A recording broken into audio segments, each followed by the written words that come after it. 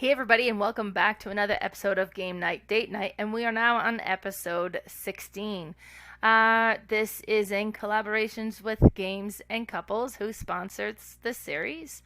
And they do amazing things. So they do couples counseling, utilizing a lot of board games as a tool to help couple connect and reconnect. And one of the tools, or one of the things that they've done to help couples do this, is they've created their own rating system to help figure out which game best suit a couple depending on where they're at. So this rates on 3 different points, from 1 to 5. Now keep in mind, 1 is not bad, 5 is not good. So it just depends on where you are as a couple. So the first thing is for conversation and connection potential. Some games, there's just so much going on. This isn't a game where you're going to be able to catch up with each other and kind of catch up on the day. While other games are very much more mellow and have a lot more opportunities to hold a conversation. The second things that we rate on is the getting to know you. How much will be revealed in the game that you're playing? Maybe this is something that's important to you. Maybe you've been together a really long time and this is not a big priority for you now. And the last thing is for potential for hurt feelings and conflict. Let's face it, we're playing a game. Most of the time we're playing to be the winner, so that means there's going to have to be a loser. And depending on how that goes, and how the game handles that, whether it can have feelings flare up. If things are already tense, you may not want something that has a lot of conflict in the game. While other games have a lower rating in this side because it's more like I'll do my things, you do your thing, and then you kind of compare points at the end. While other games are cooperative and everybody's on the same team trying to beat the game. Now this month I concentrated on, so every week we do the game of the week, and this month I tried to have a theme. So this month I decided to do yard game because at the beginning of the month the weather was beautiful. Things started to melt.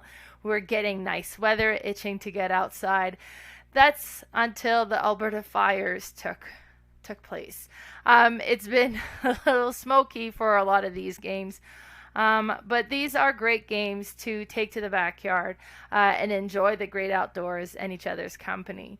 So the first one that I have for this month is Ladder Ball. Now, I've always called this game Balla Ball. I guess because the one I got, that's what it was called the first time I got it. And the first one I got was really flimsy. It had these wooden pieces that went through, and you had to kind of hammer the stick in the ground and hope it would stay, and then you would throw your ball, and half the time it would come apart.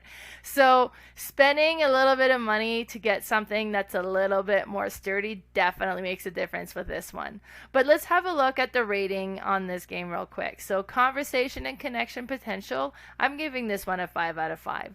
So if you're playing 2 players, you both are standing at the one end and tossing your balls at the other end, trying to get them roped up on one of the bars.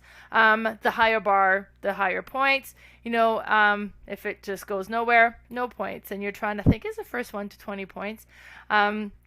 But while you're doing this, sitting next to each other or standing next to each other, it's a perfect opportunity to have a conversation, catch up on the day. So this great game is great for that. Getting to know you, I'm going to give this one a 2 out of 5.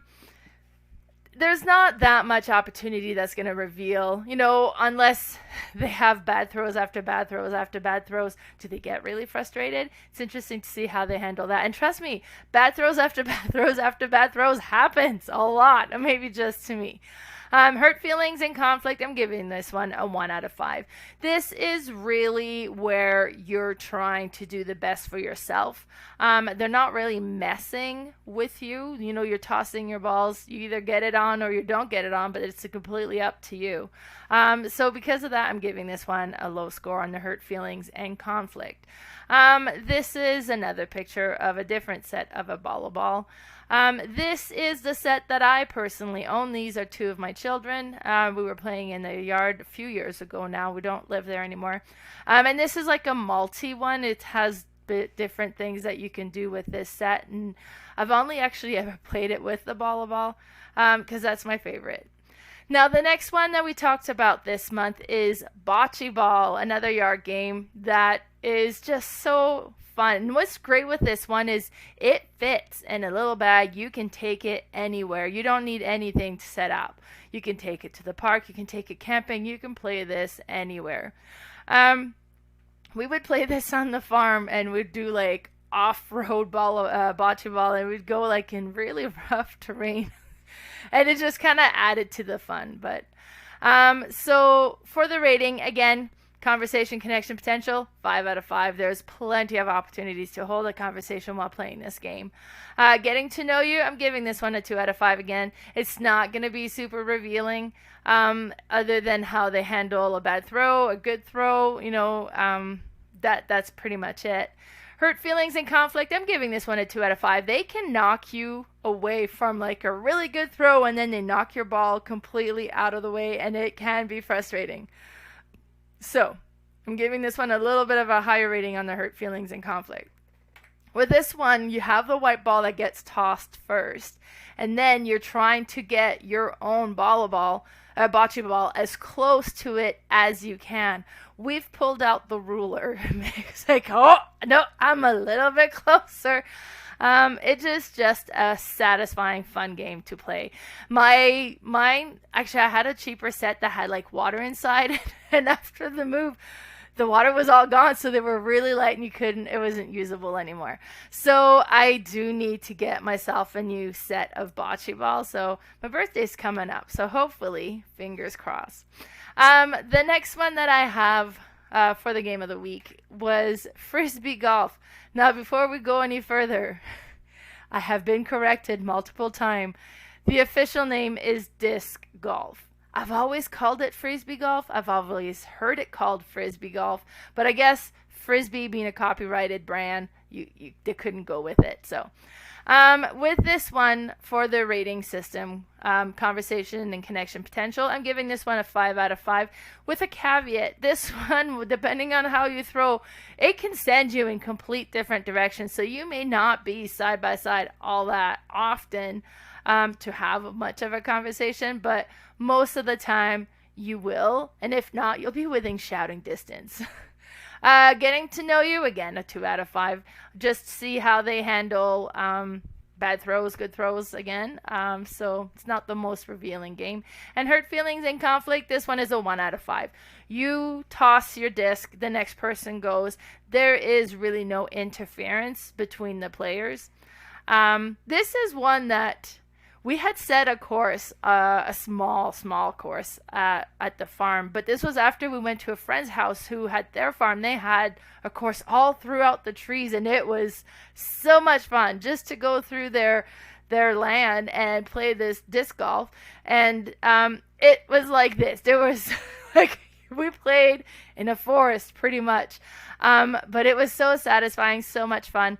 And the disc golf have a lot of locations where you like public locations where you can go to play, so it's a really neat one. This is one that we're planning on doing with our family this summer, so waiting for the smoke to go away, so that this should be good. And then the last one that I have for this month is Horseshoes. So I'm originally from New Brunswick, and I used to live right on the ocean. And every time we would go to the beach, my aunts and my uncles and my parents would always set up the horseshoe because the sand is there anyways. So they would kind of stick it in, and then we'd play. And it was just so satisfying. So you scored so much if you got your horseshoe kind of in with the post in it, but then if it leaned on it, you got so much, and then depending on how close you were, you got score points on that as well. For rating potential, 5 out of 5 for conversation. This is a great game to hold a conversation. Getting to know you, same as all the other ones, 2 out of 5, just because it's interesting to see how you react to good toss, bad toss, but it's really not all that revealing. Hurt feelings and conflict, I've put a 1 out of 5 here. It could have been a 2. You can toss one that kind of knocks another person's horseshoe out of the way a little bit. Now, I've put on there like a picture with sand, and we've played it on the sand all the time. It's nice with sand because they don't bounce, but you could play just in your yard on the grass. Or, you might end up buying a couple bags of sand just if you're really enjoying it. And this is a very satisfying game to play. I just found this little video. I thought it was kind of cool. I remember as a kid, I couldn't toss it far enough to reach the other post, but great game, great memories with this. So this is it for this month. Be sure to follow us on Instagram. My Instagram is Mel's_boardgame_room, and we also have Games and Couples. On Facebook, my Facebook page is Mel's Board Game Room, and we also have the Facebook page Games and Couple, Love in the Age of Board Game, and the YouTube channel Mel's Board Game Room and Games and Couples, Love in the Age of Board Games. Bye, everybody.